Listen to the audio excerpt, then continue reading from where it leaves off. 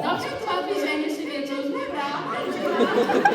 Но преди това да ви напомним, че истинската Коледа е след само 3 дни, а вие още нямате подарък за своя коледен подарък. Затова тя няма подарък.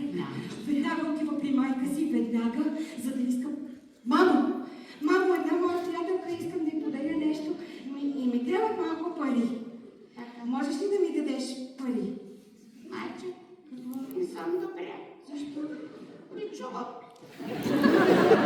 Каква точно глас? Майче, можеш ли да ми дадеш?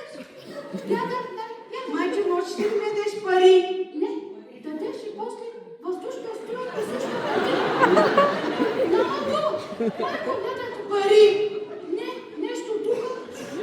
Не знам какво да ти. Чакай, майче, и на мен да ми дадеш пари. Не, майче, начало да няма да ви.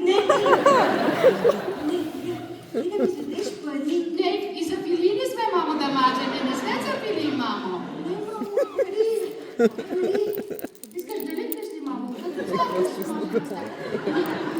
Виж, майче, не знам какво